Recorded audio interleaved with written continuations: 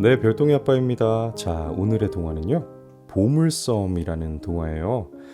이거 제목은 다들 익숙하시죠? 굉장히 잘 알려진 제목일 텐데 내용은 좀 기억이 안 나요.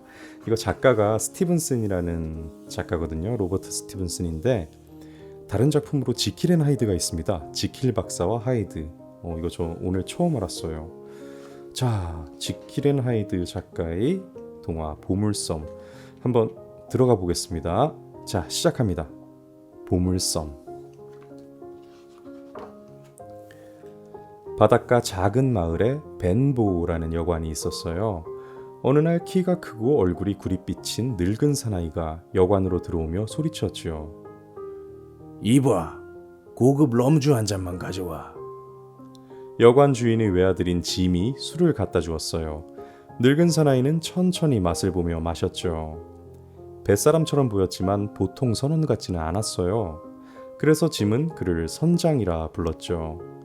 선장은 벤보 여관에서 며칠을 묵었어요. 하루는 선장이 짐을 부르더니 이상한 부탁을 했어요. 짐, 외다리 선원이 오나 안 오나 망 좀 봐주겠니? 그러면 내가 매달 은화 4펜스씩 줄게. 짐이 망을 보던 어느 날이었어요. 낯선 사람이 긴 지팡이로 땅을 톡톡 두드리며 여관 앞으로 걸어왔죠. 그는 녹색 헝겊으로 눈을 가리고 커다란 망토를 뒤집어 쓰고 있었어요. 그 사람은 짐을 향해 다가오더니 말을 걸었어요. 나라를 위해 싸우다가 두 눈을 잃은 불쌍한 사람입니다. 여기가 어딘가요? 여긴 벤보 여관 앞이에요. 참 친절한 꼬마로구나. 나를 여관 안으로 데려다 주겠니? 짐이 손을 내밀자 그 사람은 갑자기 짐의 팔을 꽉 붙잡았어요. 짐은 깜짝 놀라 붙잡힌 팔을 빼내려고 했어요. 하지만 그 사람은 더욱 손에 힘을 주며 속삭였어요. 자, 어서 나를 빌에게 데려다 줘. 말을 듣지 않으면 팔을 부러뜨릴 테다. 그 사람이 찾는 사람은 바로 선장이었어요. 선장과 그 낯선 사람은 말다툼을 했어요. 조금 뒤 낯선 사람은 여관 문을 쾅 닫고 사라져버렸어요. 그때였어요. 엄마가 큰 소리로 말씀하셨어요. 짐, 선장이 쓰러졌다. 어서 의사 선생님을 모셔오너라. 짐은 재빨리 마을 의사인 리브지 선생님을 모셔왔어요. 하지만 선장은 이미 죽어 있었어요. 도대체 그 사람은 누굴까? 왜 선장을 찾아온 거지? 짐은 모든 게 궁금했어요. 짐, 어서 옷상자를 뒤져봐라. 밀린 숙박비를 조금이라도 받아야 하니까. 엄마와 짐은 선장의 옷상자를 뒤져보았지만 값비싼 물건은 하나도 없었어요. 단지 둘둘 말린 종이뭉치만 있을 뿐이었죠. 그때였어요. 모두 흩어져서 지도를 찾아라. 어서! 갑자기 주위가 시끌시끌해지더니 이리저리 뛰어다니는 사람들의 발소리가 들려왔어요. 엄마, 여기를 빠져나가야 해요. 어서요. 짐은 엄마와 함께 재빨리 여관 뒤 작은 창고에 숨었어요. 꼬마가 지도를 가져갔다. 어서 꼬마를 찾아라. 선장을 만나러 왔던 낯선 사람의 목소리였어요. 또다시 요란한 말발굽 소리가 들려왔어요. 다행히 이번엔 부두에 이상한 배가 나타났다는 소식을 듣고 달려온 마을 사람들이었어요. 덕분에 짐과 엄마는 무사할 수가 있었어요. 다음 날 짐은 그동안에 있었던 일을 리브지 선생님과 마을의 지주인 트릴로니 씨에게 이야기했어요. 그리고 옷상자에서 찾은 종이 뭉치를 리브지 선생님께 건네주었죠. 플린트라는 해적 선장이 엄청난 보물을 섬에 감추어 두었다는 소문을 들은 적이 있기는 한데... 리브지 선생님은 중얼거리며 떨리는 손으로 지도를 펼쳤어요. 그 지도에는 어떤 섬의 위치, 붉은 바닷물의 깊이 등이 자세히 적혀 있었어요. 섬 한가운데 망원경산이라고 적힌 곳에는 이상한 글귀가 있었죠. 북북동보다 11도 북쪽에 자리 잡은 망원경산 기슭의 키 큰 소나무, 육지수로인의 손끝, 대부분의 보물은 여기 있음. 며칠 후 트릴로니 씨는 히스파니올라라는 이름을 가진 멋진 배 한 척을 구해왔어요. 그리고 선장과 키잡이, 요리사와 선원들도 이미 모집해 두었답니다. 마침내 짐이랑 리브지 선생님 그리고 트릴로니 씨는 보물섬을 향해 출발했어요. 짐은 여행을 하는 동안 외다리 요리사 실버와도 친해졌어요.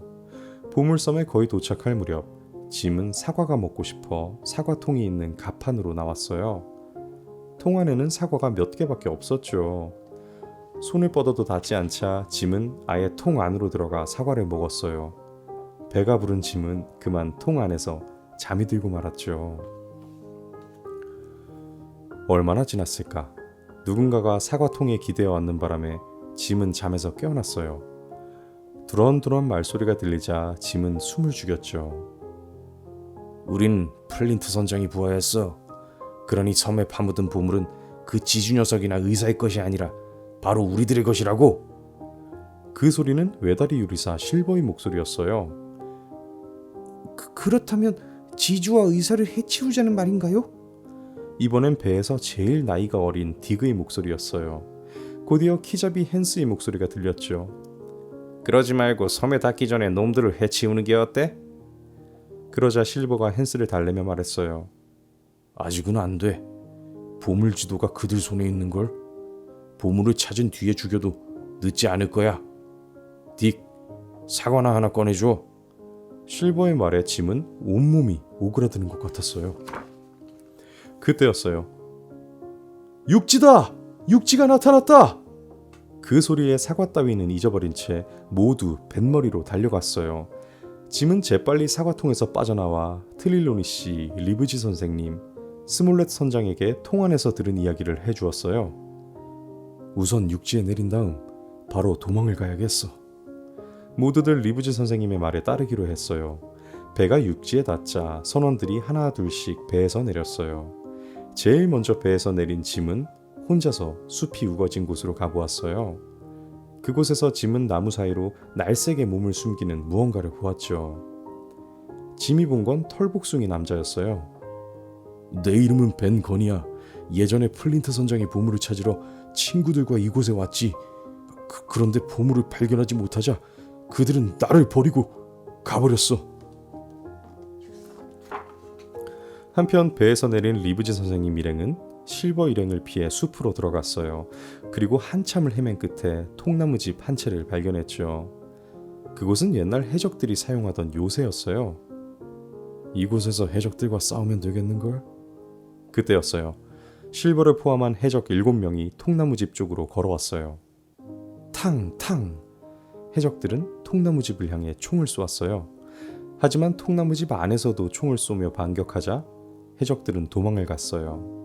스몰렛 선장은 주머니에서 국기를 꺼내 통나무집 지붕 위에 걸었어요. 다음날 아침 짐은 통나무집으로 가 벤 건에 대한 이야기를 했어요. 그때 실버가 흰 깃발을 든 부하 한 명과 같이 통나무집으로 왔어요. 서라! 더 이상 들어오면 쏜다! 의사 선생, 우리의 목적은 보물뿐이요. 당신들은 보물보다 목숨을 더 귀하게 생각하겠지? 살고 싶다면 순순히 보물 지도를 나에게 넘기시오. 그럴 순 없어. 어서 무기를 버리고 항복하게, 실버. 실버는 화가 나서 몸을 부르르 떨며 돌아갔어요. 얼마 지나지 않아 해적들이 통나무집 울타리를 넘어왔어요. 그레이가 해적들을 향해 총을 쏘아댔죠. 총에 맞은 해적들이 여기저기에서 쓰러졌어요. 통나무집을 지키던 헌터와 조이스도 해적들이 쏜 총에 맞아 죽고 말았어요. 아침이 되자 리브지 선생님과 트릴로니 씨는 벤 건을 만나러 가고 짐은 히스파니올라 호를 해적들이 모르는 곳에 숨겨 들어갔어요. 해적들이 먼저 배를 타고 도망갈까봐 걱정이 되었거든요. 통나무집으로 돌아온 짐은 깜짝 놀랐어요. 집 안에 실버와 해적들이 있었으니까요. 선장에게 돌아가지 않는 게 좋을 거야. 그 의사 선생도 너를 욕하더구나. 우리 편이 되는 게 어때? 실버는 짐에게 거짓말을 했어요. 그때 조지가 말했어요. 이 아이는 늘 우리를 방해했어. 죽여야 해. 아이를 죽일 필요는 없어.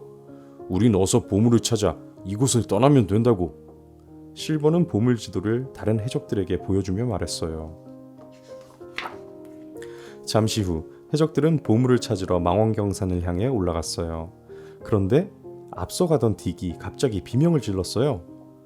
소나무 쪽으로 머리를 향한 채 반듯하게 누워있는 해골을 보았거든요. 지도를 이리 내봐. 자, 여기 육지수로 인해 손끝이라고 되어 있지? 실버가 지도를 보며 말했어요. 그때 어디선가 이상한 노랫소리가 들려왔어요.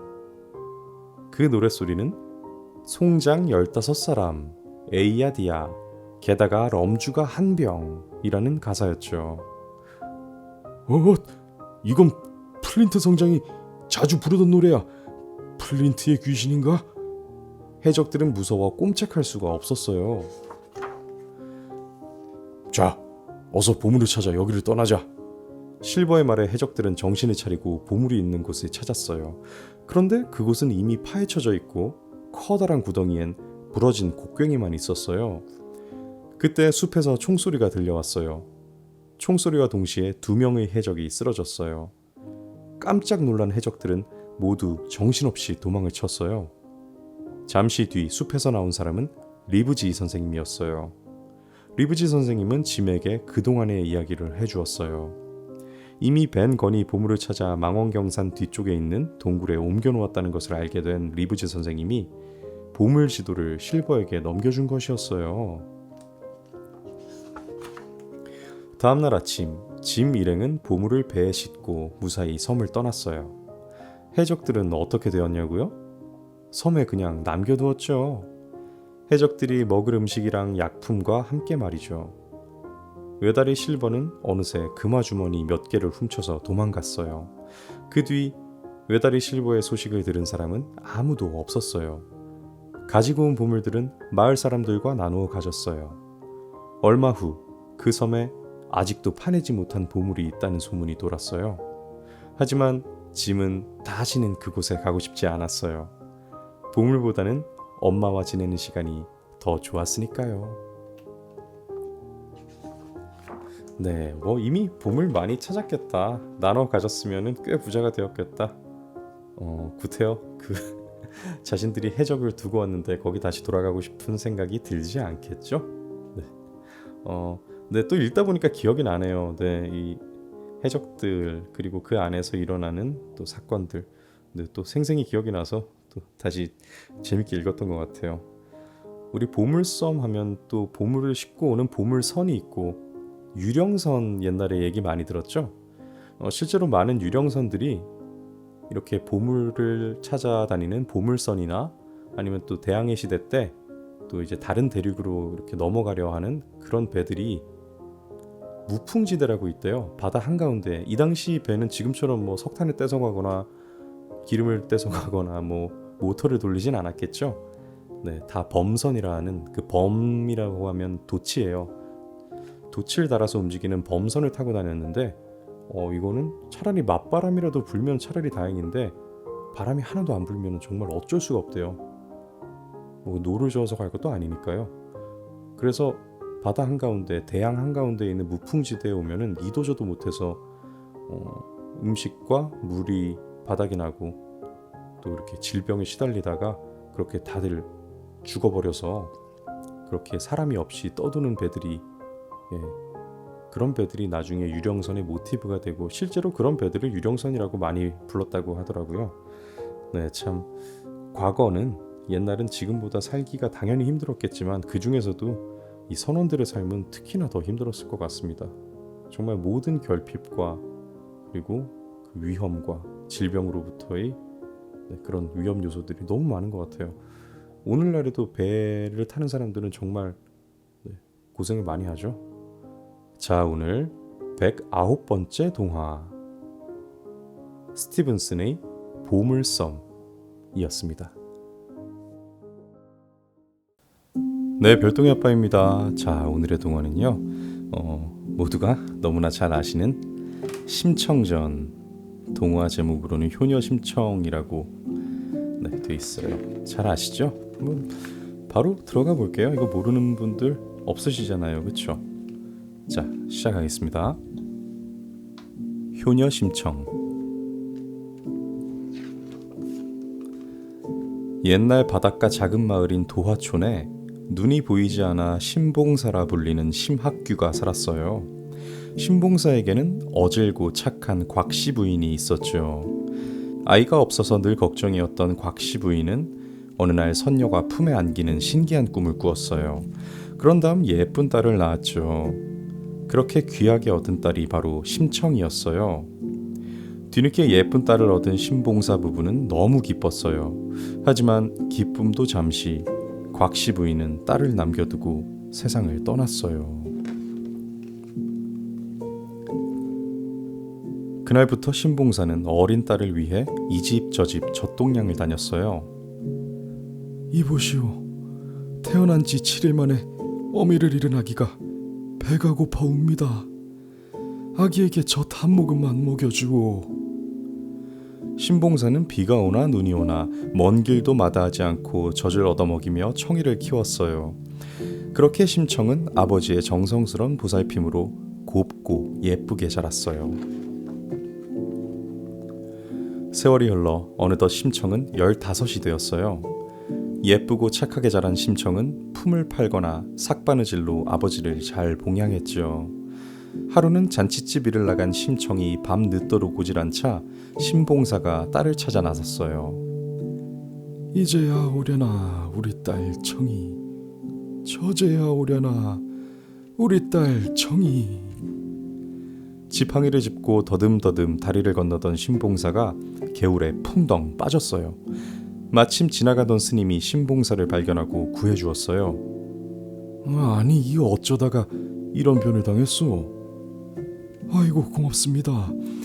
제가 앞을 못 보는 탓이지요. 저런 딱한 일이 있나? 우리 절 부처님은 아주 용하십니다. 공양미 300석을 시주하고 정성껏 빌면 아마 눈을 뜰 수 있을 것이요. 이제 일을 어쩌나. 덜커덕 시주 약속을 해버렸으니. 부처님께 시주 약속을 한 신봉사는 공양미 걱정에 밥도 먹지 못하고 누워만 지냈어요. 아버지께서 밥도 드시지 못하고 누워만 계신 것이 공양미 때문이구나. 아버지의 걱정을 알게 된 심청은 마음이 아팠어요. 그런데 마침 도화촌에 뱃사람들이 쌀 300석에 인당수의 제물이 될 처녀를 구하러 다녔어요. 심청은 아버지를 위해 제물이 될 결심을 했어요. 인당수로 가는 날 뱃사람들이 심청을 데리러 왔어요. 집을 나서기 전 심청은 그동안의 모든 일을 아버지께 말했어요. 싫다 싫어. 쌀도 싫고 돈도 싫고 눈도 뜨기 싫다. 네가 죽으면 내가 눈을 뜬들 무슨 소용이 있겠느냐. 신봉사는 펄펄 뛰며 통곡했어요. 에구, 청이가 가엾기도 하지. 야, 못 보는 신봉사 불쌍해서 어찌하누? 마을 사람들은 애타게 딸을 부르는 신봉사와 아버지 걱정에 눈물 짓는 심청을 안타깝게 바라보았어요.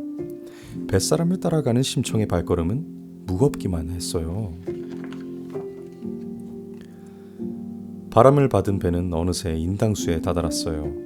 둥둥둥. 바다를 울리는 북소리와 뱃머리에 부딪히는 파도 소리가 구슬프게 메아리치고 파도는 하얀 물보라를 일으키며 뱃전에 부서졌어요. 심청은 거세게 일렁이는 바다를 바라보았어요. 자, 이제 심청이 몸을 던져야 하는 풍랑이 아주 거친 바다입니다. 자, 어떤 기분일까요? 심청은 깊고 푸른 바닷속으로 사라졌어요.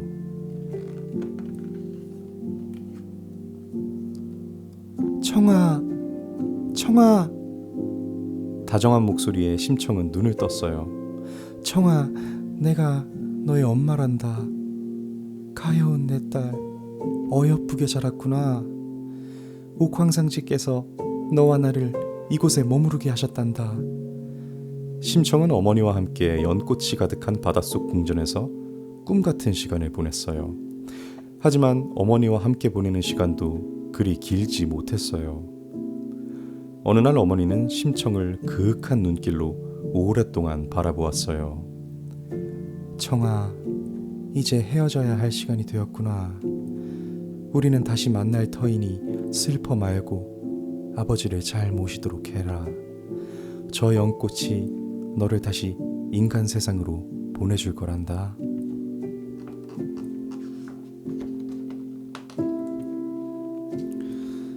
다음날 인당수의 어부들이 궁궐로 연꽃을 가지고 왔어요. 인당수에 유난히 크고 신비한 연꽃이 떠올라 가지고 온 것이라 하옵니다. 오호라, 이 정말 크고 탐스런 연꽃이로구나. 어젯밤 옥황상제가 왕비를 보내주는 꿈을 꾸었더니 이렇게 신비한 연꽃을 보게 되는구나. 그때 사라락 사라락 이상한 소리와 함께 은은한 향이 궁궐을 가득 채웠어요. 연꽃이 열린다. 지켜보던 신하 한 명이 소리쳤어요.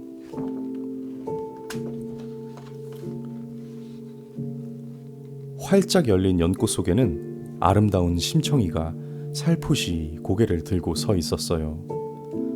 여기가 어디시오? 여기는 궁궐이고 나는 이 나라의 임금이요. 임금이란 말에 심청은 깜짝 놀랐어요.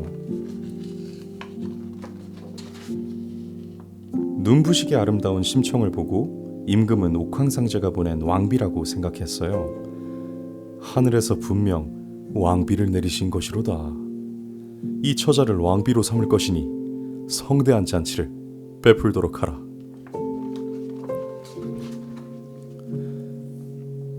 왕비가 되었지만 심청은 아버지 생각에 잠을 이루지 못했어요. 왕비, 이 무슨 걱정이라도 있어? 임금은 밤마다 잠을 이루지 못하는 왕비가 몹시 걱정되었어요. 심청은 임금께 그동안의 일을 이야기했어요.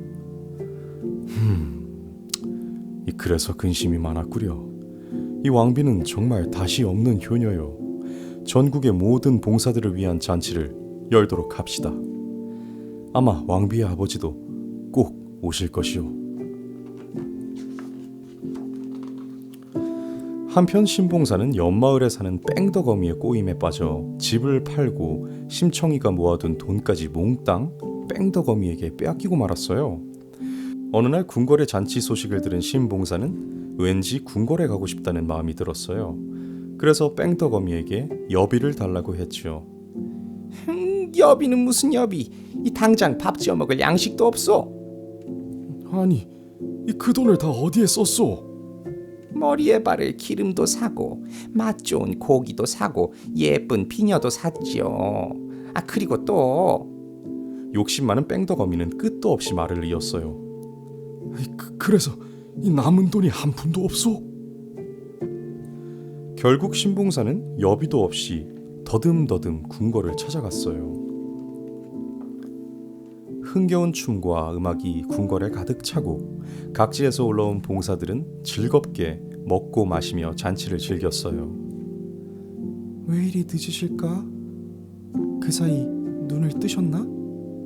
심청은 잔치가 열리는 내내 봉사들 한 사람 한 사람을 살폈어요. 하지만 마지막 날이 되어도 아버지는 보이지 않았어요. 심청은 바짝바짝 속이 탔어요. 그런데 그때 궁궐 문 앞에서 소란스러운 소리가 들렸어요. 사정은 딱하지만 이 문 닫을 시간이니 그냥 돌아가시오. 공양미 300석에 딸도 잃고 눈도 뜨지 못한 불쌍한 봉사요. 이 며칠을 굶으며 겨우겨우 찾아왔으니 제발 들어가게 해주시게. 아니, 이 목소리는? 심청은 귀에 익은 목소리를 듣고 문 쪽으로 달려나갔어요. 아버지!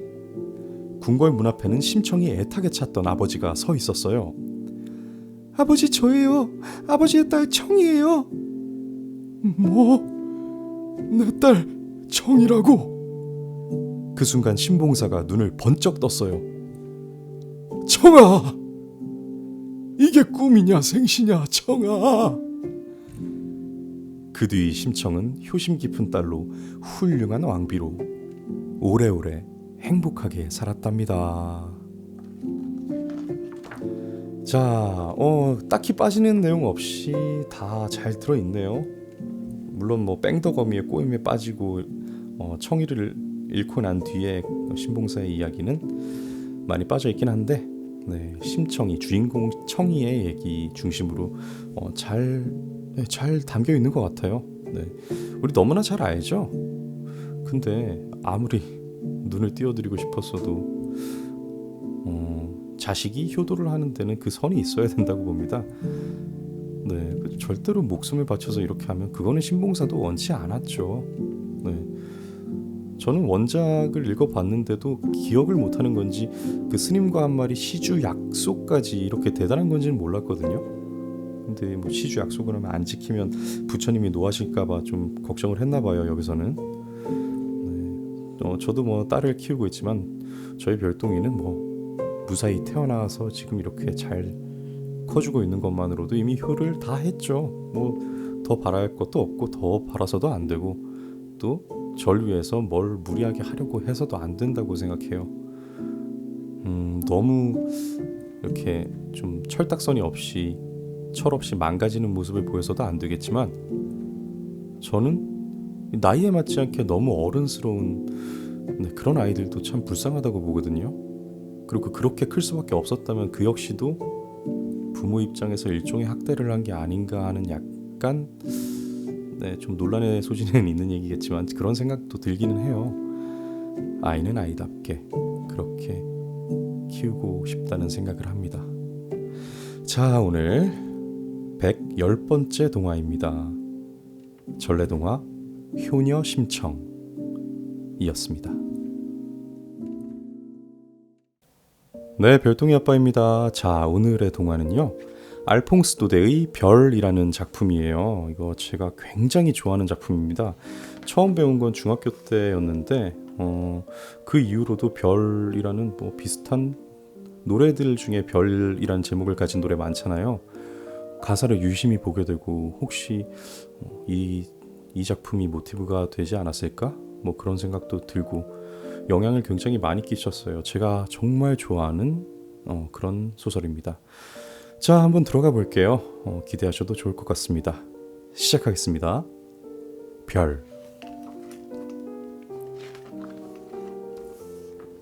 나는 리브롱산에서 양을 치는 목동이랍니다. 목장에서는 양떼와 사냥개만이 유일한 친구지요. 가끔 약초를 캐는 사람과 거무대대한 얼굴이 숯 굽는 사람만이 지나갈 뿐 이곳은 사람의 그림자조차 구경하기 어려운 곳이죠. 내가 언제나 손꼽아 기다리는 것이 있어요.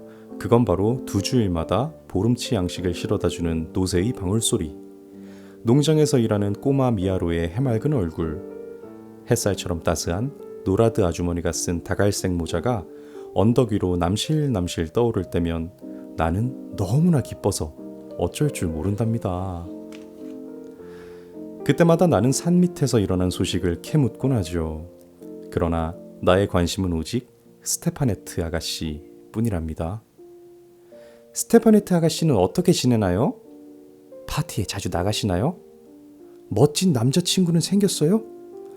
만약 누군가가 보잘것없는 목동인 주제에 그걸 알아서 무얼 할 거냐고 묻는다면 난 이렇게 대답할 거예요. 스테파네트 아가씨는 이제까지 내가 본 사람들 중에서 가장 아름다운 사람이었다 라고 말이에요. 어느 일요일이었어요. 난 보름치 양식이 오기를 눈이 빠지도록 기다리고 있었어요. 미사를 보고 오시느라 늦으시나? 그때 갑자기 소나기가 퍼부었어요. 어쩌지? 길이 나빠서 노새를 끌고 올 수 없을 텐데. 하지만 오후가 되자 하늘이 말끔히 개었어요. 산이 햇빛을 받아 눈부시게 반짝였지요. 투둑, 투두둑. 나뭇잎에서 물방울이 떨어지는 소리. 좔좔좔. 계곡물이 흘러내리는 소리. 마치 부활절이면 교회에서 일제히 울리는 종소리처럼 경쾌했어요. 스테파네트 아가씨? 산 아래를 바라보던 나는 너무 놀라 뒤로 넘어질 뻔했어요. 노새를 타고 나타난 건 바로 스테파네트 아가씨였죠. 미아로는 감기에 걸려서 누워있고 노라드 아주머니는 휴가를 받았단다. 난 일찍 집을 나섰는데 오다가 소나기를 만나는 바람에 길을 잃어버려서 이렇게 늦었지 뭐야. 그러셨군요. 레이스가 달린 아름다운 드레스를 입은 아가씨의 모습은 길을 잃고 숲을 헤매다가 온 사람이라기보다는 방금 무도회장에서 춤을 추다 나온 것처럼 아름다웠죠.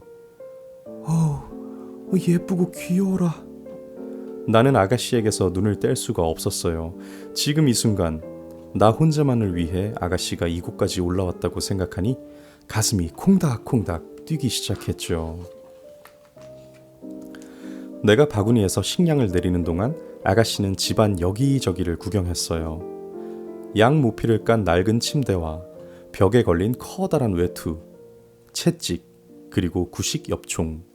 그 모든 것이 아가씨에게는 신기하게 보였나 봐요. 매일 이곳에서 혼자 자니?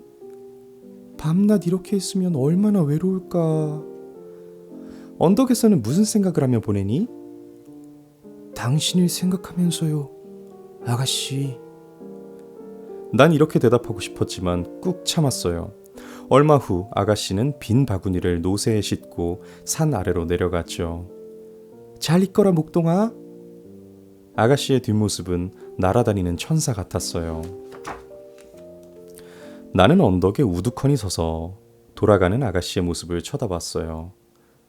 아가씨가 이곳에 왔었다는 사실이 마치 꿈만 같았어요.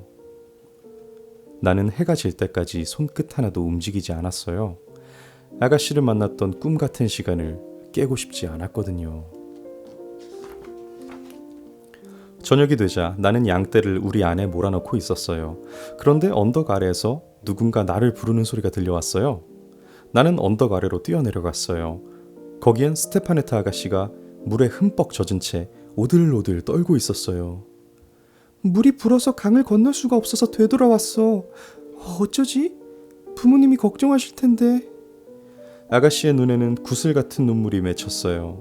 내가 할 수 있는 건 아가씨를 안심시키는 일뿐이었어요. 아가씨, 7월은 밤이 아주 짧아요. 조금만 참으면 날이 밝을 거예요. 아가씨와 함께 목장으로 돌아온 나는 얼른 모닥불을 피워 젖은 옷을 말리게 했어요. 그런 다음 따뜻한 우유와 치즈를 아가씨께 갖다 주었어요. 그리고 침대에 새로 짚을 깔고 한 번도 쓰지 않은 모피를 깔았어요. 안녕히 주무세요, 아가씨. 나는 밖으로 나와 모닥불가에 앉았어요. 그런데 아가씨가 다시 밖으로 나오며 말했어요. 양들이 매하고 우는 소리 때문에 잠이 오질 않아. 우리는 아무 말 없이 활활 타오르는 모닥불 앞에 나란히 앉았어요. 나는 얼른 염소 모피를 벗어 아가씨 어깨에 걸쳐 주었어요. 밤은 점점 깊어가고 있었어요. 사람들이 모두 잠든 밤에는 신비로운 세계가 열리지요. 아가씨는 숲속의 작은 소리에도 깜짝깜짝 놀랐어요. 목동아, 이게 무슨 소리니? 나무가 부쩍부쩍 자라는 소리예요. 목동아, 저기 무슨 소리가 들리는 것 같은데? 요정들이 나뭇잎 위로 통통 뛰어다니는 소리예요. 정말? 그때였어요. 아름다운 유성 하나가 우리들 머리 위를 빠르게 스쳐갔어요. 저게 뭐니? 아가씨가 나지막한 목소리로 물었어요. 그건 천국으로 들어가는 영혼이에요. 나는 가슴에 성호를 그으며 말했어요. 아가씨도 나를 따라 성호를 긋고는 하늘을 쳐다보았죠. 너희들 목동은 모두 점쟁이라고 하던데 그게 정말이니? 그렇지 않아요. 매일매일 가까이에서 별을 보니까 별에 대해 아는 게 많은 것뿐이죠. 양손을 턱에 고인 채 별을 쳐다보는 아가씨의 모습은 마치 하늘에서 내려온 천사 같았어요. 와, 저렇게 많은 별은 처음 봐. 넌 저 별들의 이름을 다 알고 있니? 그럼요. 우리들 머리 위를 보세요. 저건 은하수라고 해요. 그리고 빗줄기처럼 떨어지는 별들이 보이죠? 그건 하느님께서 당신 나라에 드리고 싶지 않은 영혼들이에요. 저렇게 많은 별들 중에서 가장 아름다운 별은 바로 목동의 별이랍니다.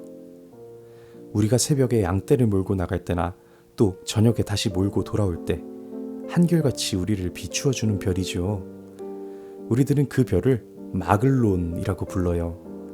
그 별은 토성 뒤를 따라다니며 7년에 한 번씩 결혼을 한답니다. 어머나, 별들도 결혼을 하니? 그럼요, 아가씨. 나는 별들의 결혼이라는 게 어떤 것인지 말해주려고 했어요. 그런데 무언가 보드라운 것이 살며시 내 어깨를 눌렀죠. 그건 아가씨가 졸음에 겨워 내게 머리를 기댄 것이었어요. 아가씨는 별들이 빛을 잃을 때까지 내게 기대고 있었어요. 나는 잠든 아가씨의 얼굴을 보며 꼬박 밤을 새웠죠. 그 순간 내 마음은 오직 아름다운 것만을 생각하게 되었어요. 그날 밤 하늘은 그 어느 때보다도 성스럽고 순결했죠. 나는 고개를 들어 반짝이는 수많은 별들을 쳐다보았어요. 총총한 별들은 양떼처럼 고분고분하게 하늘을 떠다니고 있었죠. 나는 문득 이런 생각이 들었어요. 저 많은 별들 중에 가장 아름답게 빛나는 별님 하나가 그만 길을 잃고 내 어깨에 내려앉아 고이 잠들어 있노라고. 와, 네, 이렇게 여운을 남기면서 끝이 났습니다. 어때요? 좀 그 아름다운 그 풍경들이 느껴지시나요? 저는 이렇게 사파가 없는 그저 글뿐인 소설로 읽었는데, 그래서 어쩌면 상상력이 더 제한이 없이 많이 머릿속에 그림이 펼쳐졌던 것 같아요. 너무나도 순수하고, 네, 그 안에 어떤 다른 생각이 들어올 틈도 없이 그저 아름답기만 한, 네, 이런 거를 상상을 할 수 있게 이렇게 글로 그려내는 정말 대단한 능력인 것 같아요. 그래서 알퐁스 도데라는 작가를 좋아하게 되었는데, 여러분은 어떠신지 모르겠습니다. 아마 지금 제가 느끼는 생각은 이 별이라는 작품은 동화로 전달하기에는 조금 이르지 않나. 네, 우리나라의 소나기처럼 그렇게 약간 사춘기의 감성에 그때 전달하는 게 더 좋은 작품이 아닐까 하니까 지금 들어보시고 나중에 사춘기가 되셨을 때 꼭 다시 한번 읽어보세요. 요즘 사춘기도 되게 빨리 온다고 하던데 예민한 시기에는 아름다운 동화들이 필요합니다. 남 얘기 같지 않아요. 저 어렸을 때 정말 시골에 살았거든요. 이렇게 주변을 둘러봐도 여긴 양떼와 개들이 유일한 친구였다지만 저는 닭들과 개들 그리고 흑염소들, 이런 저도 동물 친구들이 유일한 친구들이었던 것 같아요. 그래서 더 와닿는지도 모르죠. 자, 오늘 111번째 동화 알퐁스 도데의 별이었습니다. 네, 별동이 아빠입니다. 자, 오늘의 동화는요, 우리에게 너무나 익숙하죠? 혹부리 영감이에요. 이것도 흔하디 흔한 도깨비가 나오는 전래동화입니다. 너무나 잘 아실 테니까. 근데 사자성어가 동병상련이 나오네요. 이게 왜 기억이 안 나지? 동병상련에 관련된 내용이 있나요? 한번 들어가 보죠. 자, 시작하겠습니다. 혹부리 영감. 옛날 어느 마을에 턱 밑에 혹이 대롱대롱 달려 혹부리 영감이라 불리는 할아버지가 살고 있었어요. 마을 아이들은 혹 안에 뭐가 들었을까 궁금해서 할아버지 뒤를 졸졸졸 따라다녔죠. 아이, 그 녀석들 이 뭐가 그리 궁금하냐? 마음씨 좋은 혹부리 영감은 빙그레 미소를 지었어요. 어느 날 착한 혹부리 영감이 지게 가득 나무를 해서 마을로 내려가는데 먹구름이 몰려오더니 후드득 후드득 비가 내리기 시작했어요. 아이, 갑자기 웬 비람? 혹부리 영감은 후다닥 산속 허름한 집으로 몸을 피했어요. 오늘은 여기서 하룻밤 보내야겠군.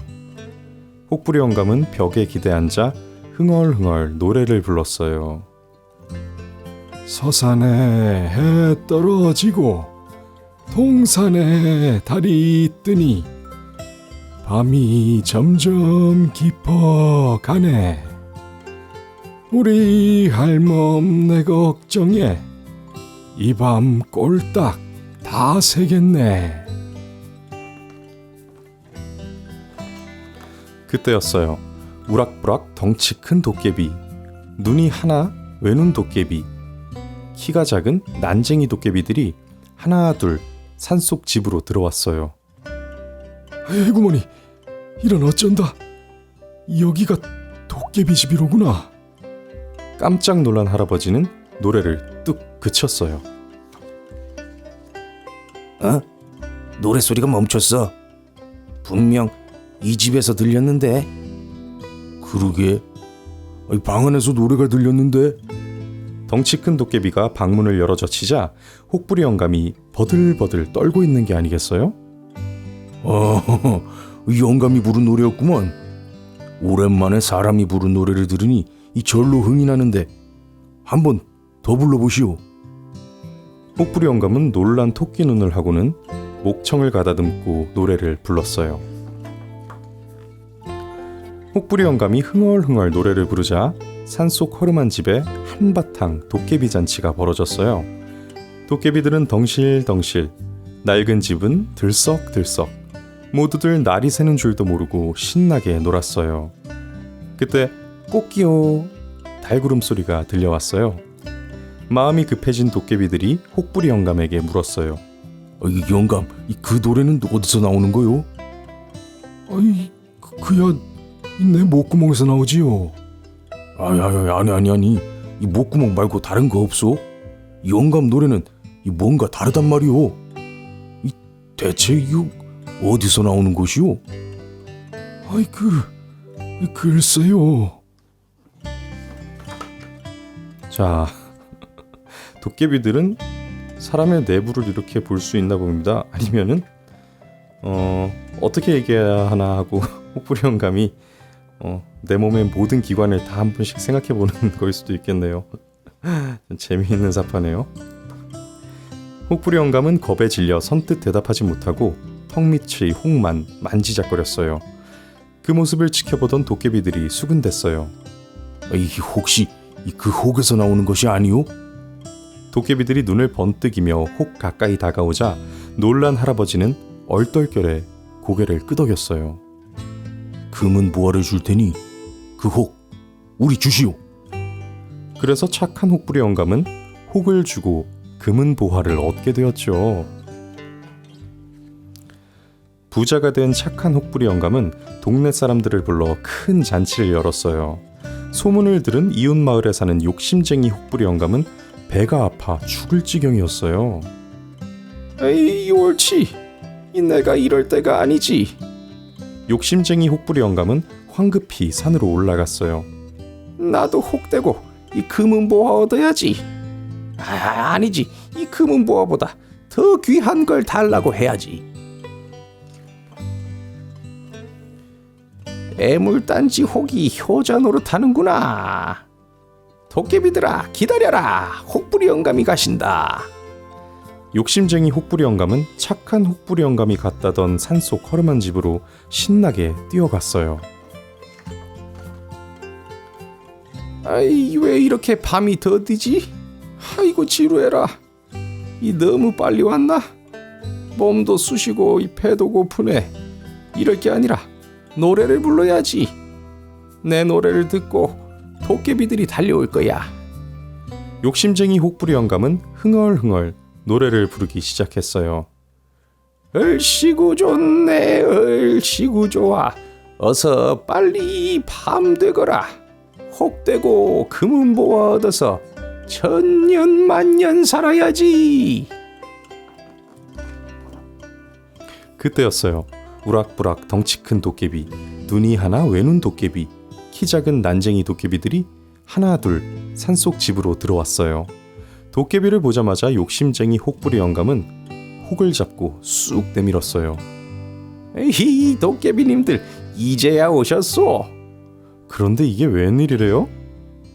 아니 이놈이 겁도 없이 또 왔어? 이놈 감히 도깨비를 속여? 욕심쟁이 혹부리 영감을 발견한 도깨비들이 마구 화를 내었어요. 왜들 그러시오?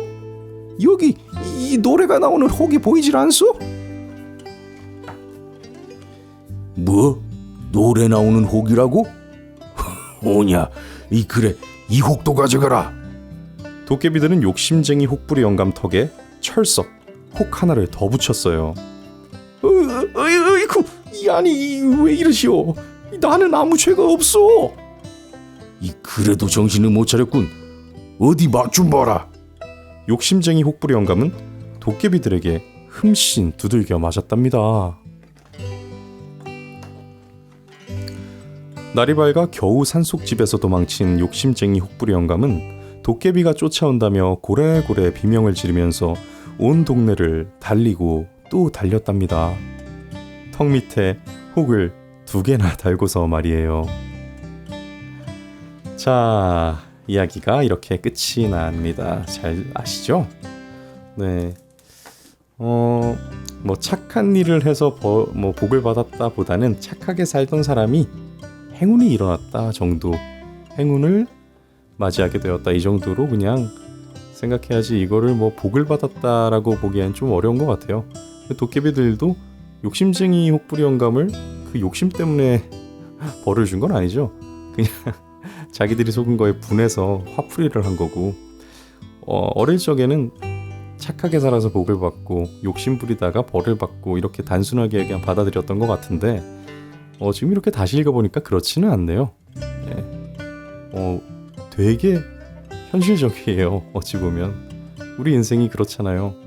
뭔가 옳고 그름이 명확하게 인과관계가 성립하지 않고 굉장히 많은 우연이 반복되고, 네, 또 그렇게 진행이 되고, 네, 되게 좀 색다른 느낌을 너무나 잘 알고 있는 동화라서 이걸 뭐 딱히 오늘 새로운 감흥이 있지는 않겠다 싶었는데 굉장히 신선했어요. 자, 오늘 112번째 동화. 이거 110번째 넘어가니까 좀 발음하기도 헷갈리네요. 자, 112번째 동화, 전래동화 혹부리 영감이었습니다. 네, 별동이 아빠입니다. 자, 오늘의 동화는요, 마크 트웨인의 왕자와 거지. 마크 트웨인 다들 잘 아시죠? 톰 소여의 모험, 허클베리 핀의 모험의 그 작가예요. 너무나 유명한 분이니까. 또 왕자와 거지도 잘 알려진 동화죠. 어제 읽었던 혹부리 영감에 동병상련이라는 사자성어가 나와서 이거 왜 이런 사자성어가 나왔지 했는데, 오히려 이 오늘 읽을 왕자와 거지가 동병상련이라는 사자성어에 더 어울리는 그런 작품인 것 같습니다. 자, 한번 시작해 볼게요. 왕자와 거지. 영국의 버킹엄 궁전에 에드워드 왕자가 태어났어요. 왕자님이 탄생하셨다! 왕자님 만세! 궁전에서는 왕자의 탄생을 축복하는 큰 파티가 열렸어요. 그날 같은 시각 런던 뒷골목의 한 낡은 집에서도 톰이라는 아이가 태어났죠. 이 먹여 살릴 놈이 하나 더 늘었군. 술주정뱅이인 아버지는 기뻐하기는커녕 투덜댔어요. 세월이 흘러 소년이 된 톰은 누더기를 입고 구걸을 하러 다녔어요. 돈을 조금 얻어오면 아버지에게 매를 맞아야 했죠. 어느 날 톰은 신부님으로부터 궁전에서 산다는 왕자 이야기를 듣고 너무 부러웠어요. 톰은 왕자가 보고 싶어서 궁전으로 찾아갔어요. 여기가 어디라고 함부로 기웃거리는 거야? 근위병은 톰을 흠씬 때려주었어요. 그때 지나가던 왕자가 근위병을 꾸짖었어요. 멈추지 못할까? 그 아이도 국왕 폐하의 백성이 아니냐? 왕자는 톰을 자기 방으로 데리고 가 맛있는 음식을 주었어요. 톰은 왕자에게 골목 아이들과 놀았던 술래잡기, 헤엄치기, 칼싸움 이야기를 해주었어요. 톰의 이야기를 듣던 왕자가 말했어요. 톰, 넌 정말 나랑 똑같이 닮았구나.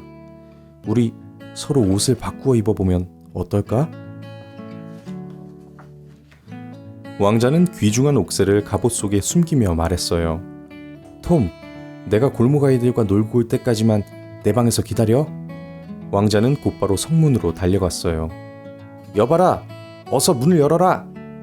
그런데 근위병은 왕자가 거지 톰인 줄 알고 궁 밖으로 내쫓았어요.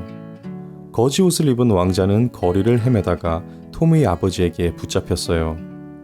하라는 동냥은 안 하고 뭐 하고 돌아다니는 거야? 네가 톰의 아버지냐?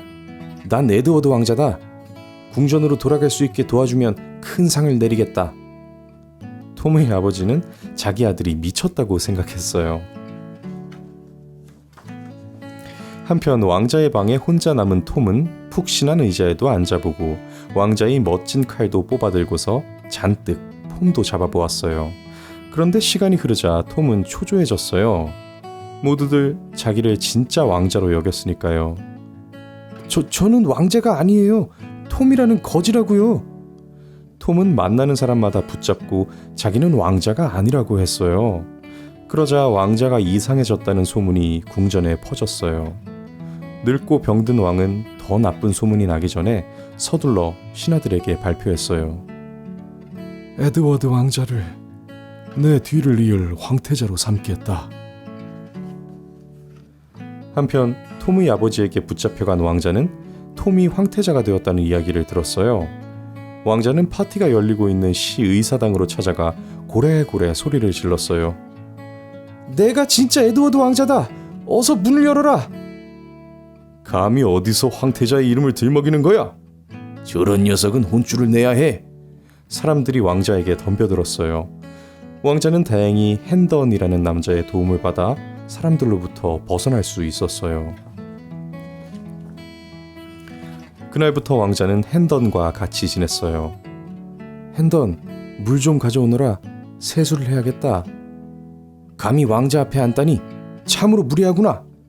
왕자는 궁전에서 지낼 때처럼 핸던에게 명령했어요. 핸던은 왕자의 명령에 고분고분 따라주었죠. 왕자가 가엾기도 하고 이상하다는 생각도 들었거든요. 이 애가 미쳤다고는 해도 궁전의 일을 너무나 잘 알고 있어. 진짜 왕자처럼 의젓하고 늠름하기까지 하고. 아무튼 안정을 찾을 때까지 돌봐주어야겠다.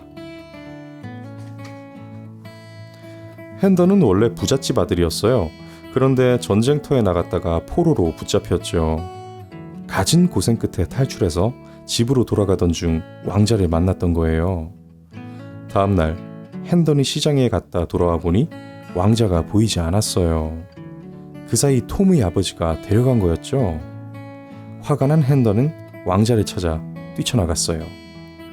아이에게 무슨 일이 생기면 가만 안 둘 테다. 한편 톰은 이제 어엿한 왕자가 되었어요. 아침마다 신하들이 톰의 옷을 입혀주고 양말도 신겨주었어요. 톰이 공부하다 틀리면 대신 매를 맞는 아이도 있었어요. 톰은 나란 일도 열심히 배우고 마녀로 몰린 여자와 그 딸의 누명을 벗겨주기도 했어요. 저분은 앞으로 훌륭한 국왕이 되실 거야.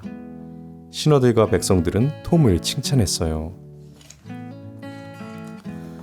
톰의 아버지는 왕자를 끌고 숲속으로 들어가 숨었어요. 그곳에는 도둑질과 나쁜 짓을 일삼는 거지들이 득실됐죠. 이것 좀 봐. 미치광이 깡통 왕자가 납셨다. 톰의 아버지는 왕자에게 깡통 왕관을 씌우고 비웃었어요. 거지들에게 이끌려 거리로 구걸을 나온 왕자가 크게 외쳤어요. 이 사람들이 도둑질을 했소! 어서 잡아가시오! 깜짝 놀란 거지들이 달아나자 그 틈에 왕자도 재빨리 도망쳤어요. 왕자는 톰의 아버지를 피해 도망다녔어요. 그러던 어느 날 왕자는 시장에서 도둑으로 몰렸어요. 난 에드워드 왕자다. 왕자가 도둑질하는 것을 보았느냐? 뭐라고? 이 다시는 거짓말을 못하게 해주마! 사람들은 왕자를 때려주려고 덤볐어요. 그때 핸던이 나타나서 왕자를 구해주었어요. 핸던은 왕자를 데리고 자기 고향으로 내려갔어요. 그런데 못된 동생이 핸던의 재산을 모두 차지하고 형마저 모른 채 하는 것이었어요. 우리 형은 전쟁터에서 죽었소. 당신은 내 재산을 훔치려는 사기꾼이오. 동생은 핸던을 사기꾼으로 몰아 왕자와 함께 감옥에 보냈어요. 핸더는 감옥에서도 왕자를 보호하다가 심하게 매를 맞았어요. 왕자는 쓰러진 핸던을 끌어안고 눈물을 흘렸죠. 핸던, 참으로 고맙구나. 내가 왕이 되면 너에게 꼭 백작의 자귀를 내리겠다. 얼마 뒤 왕이 병으로 죽게 되었어요. 이제 톰이 국왕이 되어야 했죠. 국왕폐하 만세! 만세! 대관식을 하러 가는 톰을 보고 수많은 사람들이 큰 소리로 외쳤어요. 톰! 너 톰이 아니냐? 내 아들 톰아! 어디선가 톰의 어머니가 달려왔어요. 톰은 모른 척하고 지나쳤지만 어머니에게 미안한 마음이 들었어요. 드디어 새 국왕을 모시는 대관식이 시작되었어요. 톰의 머리에 왕관이 씌워지려는 순간이었어요. 기다려라! 영국 국왕은 바로 나다! 갑자기 누더기 옷을 입은 왕자가 뛰어들어왔어요. 병사들이 왕자를 가로막자 톰이 외쳤어요. 어서 그분을 풀어들여라. 그분이 진짜 왕이시다. 그러나 신하들은 믿으려 하지 않았어요. 당신이 진짜 에드워드 왕자라면 국왕의 옥새가 어디에 있는지 말해보시오. 옥새는 갑옷 속에 있다. 왕자의 말대로 옥새는 갑옷 속에 있었어요. 그동안 옥새가 없어져 걱정하던 신하들은 그제야 에드워드 왕자 앞에 무릎을 꿇었답니다. 왕자는 마침내 새 국왕의 자리에 앉게 되었어요. 톰, 너는 참으로 정직한 아이로구나. 네가 아니었다면 나는 왕이 되지 못했을 거야. 에드워드 왕은 톰에게 많은 상금을 내렸어요. 핸던에게는 약속대로 백작의 자귀를 주었죠. 거지가 되어 힘든 고생을 했던 왕자는 백성을 사랑하는 훌륭한 왕이 되었답니다. 자, 이야기가 이렇게 끝이 났습니다. 자, 다들 잘 아시는 이야기죠? 왕자와 거지가 상황을 바꾸어서 입장을 바꾸어서 서로 신분을 바꾸어 보는. 근데 그렇게 꽤 오래 살았죠? 아유, 너무 의도치 않게 불효를 저질렀네요. 아버지께서 돌아가시는 그 순간까지도. 네. 여기에서 되게 상징적인 표현이 나오네요. 서로 옷을 바꿔 입고. 네. 신분이 바뀌는 게 어떻게 보면 이렇듯 너무나도 보잘것없는 단순한 행동에 의해서 바뀔 수도 있네요. 즉 그게 의미하는 게 뭘까요? 네, 우리가 가지고 있는 신분, 계급. 저는 계급이 아직 없어졌다 생각하지 않습니다. 네. 과거에는 뭐 그 권력, 집안 이런 걸로 유지가 됐다면 지금은 자본, 그리고 자본에 의한 집안도 마찬가지죠. 네, 그 형태가 달라졌을 뿐 여전히 신분과 계급은 존재한다고 생각해요. 그리고 그거를 존재하는 걸 인정을 하는 선에서 사회의 문제들을 바라봐야 해결책도 보이는 거라 생각하고요. 동시에 아무래도 별똥이 아빠를 운영하는 그런 사람이다 보니까 첫 장면이 굉장히 좀 가슴에 많이 남네요. 같은 날 같은 시각에 외모마저 비슷하게 태어났는데 아이가 태어난 거는 분명 어느 곳에서든 축복인데 너무나도 다르죠. 적어도 뭐 불가능하다는 건 알지만 어린이까지 바라지도 않을래요. 우리가 흔히 아기라고 부르는 그 시간 동안까지는 비참한 환경 속에서 자라나는 그런 아기들은 없다면 좋겠어요. 정말 진심으로. 사실 제가 운영하는 가장 큰 목적이기도 해요. 네. 여건이 안 되어 이런 동화 태담으로 태교를 하지 못하는 그런 분들이 있지 않기를 바라는 마음에서 하는 거거든요. 자, 오늘 113번째 동화 마크 트웨인의 왕자와 거지였습니다. 네, 별똥이 아빠입니다. 자, 오늘의 동화는요, 시르릉 삐죽 한라뿡. 제목이 굉장히 특이한 전래 동화예요. 처음 보는 겁니다. 제목도 굉장히 낯설고, 그리고 뭐 다들 공감하시겠지만 제목을 보는 순간에도 전혀 예측이 안 돼요. 백발백중이라는 걸 보니까 화살 얘기인가요? 네. 한번 들어가 볼게요. 자, 시작하겠습니다. 시르릉 삐죽 한라뿡. 20살이 다 되도록 활 쏘는 것밖에 모르는 총각이 살았어요. 총각은 공부할 생각도 일할 생각도 장가될 생각도 안 했죠. 보다 못한 아버지가 냅다 소리쳤어요. 정승사위가 되기 전에는 돌아올 생각 마라. 내쫓긴 총각은 겨우 활과 화살만 집어들고 집을 떠나야 했어요. 한참을 가다 보니 배가 고팠어요. 마침 새 한 마리가 날아와 시르릉 시르릉 울었어요. 그거 참 희한하게 우는 새구먼. 배고픈 참에 잘됐다. 저 새라도 잡아먹자.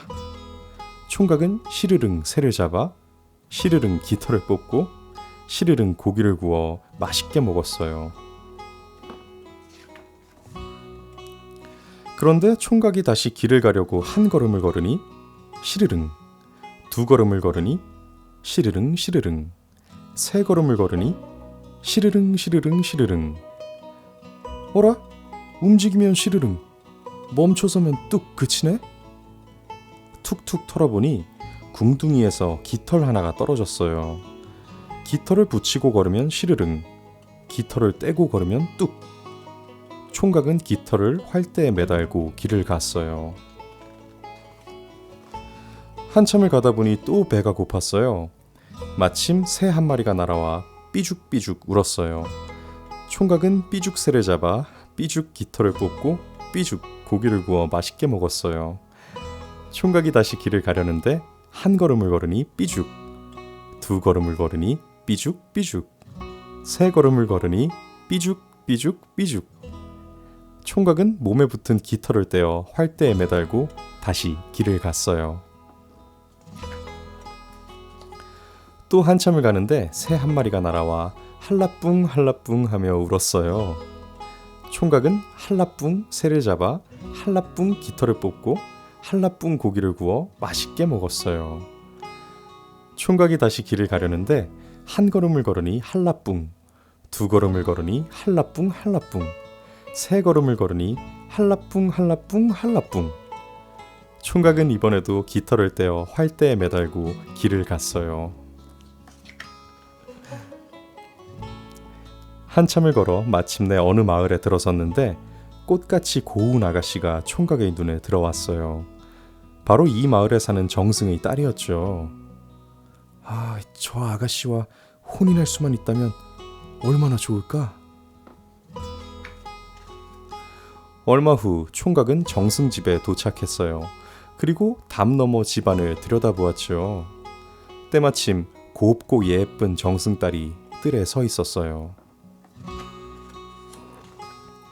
총각은 활과 화살을 꺼내서 시르릉 깃털을 화살 끝에 달아 휙, 삐죽 깃털을 화살 끝에 달아 휙, 한라뿡 깃털을 화살 끝에 달아 휙 쏘았어요. 그러자 시르릉 깃털이 치맛자락에 콕, 삐죽 깃털이 치맛자락에 콕, 한라뿡 깃털이 치맛자락에 콕 달라붙었죠. 갑자기 날아온 화살을 보고 놀란 정승딸이 한 걸음을 걸으니 시르릉, 두 걸음을 걸으니 시르릉 삐죽, 세 걸음을 걸으니 시르릉 삐죽 한라뿡 하는 거예요. 참한 정승딸이 걸을 때마다 이상한 소리를 내자 정승딸은 에구머니 얼굴이 빨개지고 정승은 이 경망스럽구나 하고 야단을 쳤죠. 그 모습을 본 동네 사람들은 깔깔거리며 수군댔어요. 정승딸은 그 일로 병이 들고 말았어요. 정승이 의원을 부르고 무당을 불러 구슬해도 아무런 소용이 없었죠. 결국 정승은 방을 내다 붙였어요. 내 딸의 병을 고쳐주는 사람을 사위로 삼겠노라. 많은 사람들이 찾아와 정승딸의 병을 고치려 했지만 아무 소용이 없었어요. 하루는 초라한 행색의 총각이 정승을 찾아왔어요. 정승은 마음에 들지 않았지만 지푸라기라도 잡는 심정으로 딸의 병을 고쳐보라 했죠. 총각은 진맥을 짚는 척하다가 시르른 깃털을 쏙, 삐죽 깃털을 쏙, 한라뿡 깃털을 쏙 뽑아냈어요. 그런 다음 정승딸이 걸음을 걷자 소리가 뚝. 정승은 약속한 대로 총각을 사위로 맞았어요. 총각은 정승딸을 데리고 집으로 돌아갔어요. 아버지는 정말로 정승 사위가 되어 돌아온 아들을 반갑게 맞았어요. 총각은 정승딸과 함께 아버지께 효도하며 오래오래 행복하게 잘 살았다고 해요. 자, 이야기가 이렇게 끝이 납니다. 아, 이게 뭐 의성어라고 생각은 했었는데 이런 얘기였네요. 깃털에서 특이한 소리가 나나 보죠. 시르릉 소리, 삐죽 소리, 한라뿡 소리. 아무래도 이 배경이 뭐 조선시대겠죠. 아녀자가 몸가짐을 정숙하게 해야 되는데 이상한 소리를 낸다고 참 마음에 들지 않아요. 어떻게 그렇게 해서는 안 되는 일들 투성이었는지. 그냥 살기에도 굉장히 힘든 시기였을 것 같은데 이런 사회 규율들이 너무 오히려 그렇지 않아도 살기 힘든 삶을 더 퍽퍽하게 만들었던 것 같습니다. 네, 이 아들이 활을 뭐 매일매일 활만 쏜다고 했는데 그래서 백발백중이라는 사자성어가 나왔네요. 활을 그래도 그 활 하나는 기가 막히게 쐈나 봐요. 활을 그렇게 날리면서 깃털만 꽂을 수가 있나? 우리나라 양궁 국가대표들도 못할 것 같은데 역시 우리나라는 활의 민족입니다. 근데 참 불쌍하긴 하네요. 그냥 얼굴도 예쁘고 정승집에서 태어나서 잘 살고 있다가 괜히 애먼 총각한테 이상하게 해코지나 당해서 그로 병을 얻고 뭐 원래 원하지도 않았던 그런 총각이랑 결혼까지 하게 되었으니 말이에요. 참 전래동화는 이렇게 다 파고들기 시작하면 한도 끝도 없어요. 그런 불합리함들, 부조리함들이 개선된 지금에 살고 있기 때문에 이런 것도 보이는 거겠죠. 그런 거에 한편으로는 감사하면서 또 한편으로는 미래를 위해서 또 불합리함을 바꿔가면서 그렇게 살아야겠죠. 자, 오늘 114번째 동화 전래동화 시르릉 삐죽 한라뿡 이었습니다. 네, 별똥이 아빠입니다. 자, 오늘의 동화는요 모르는 사람이 없죠. 신데렐라예요. 오히려 너무 유명해서 그동안 좀 뒤로 미뤘다가 읽으려고 이렇게 미뤄뒀던 동화인데 그 동화가 나왔다는 거는 지금 동화집이 거의 다 끝나간다는 얘기겠죠. 조만간에 저희 채널도 투표를 올릴 수 있는지 모르겠는데 한번 올려볼게요. 다음 동화집을 어떤 걸 할지. 동화집을 이사 오기 전에 좀 많이 사왔기 때문에 읽을 책이 없지는 않습니다. 제가 부지런히 읽어야겠죠. 자, 작가는 샤를페로예요. 장화시는 고양이로 유명한, 우리 장화시는 고양이도 별똥이 아빠 채널에서 읽었었죠. 자, 그러면 한번 시작해 보겠습니다. 신데렐라.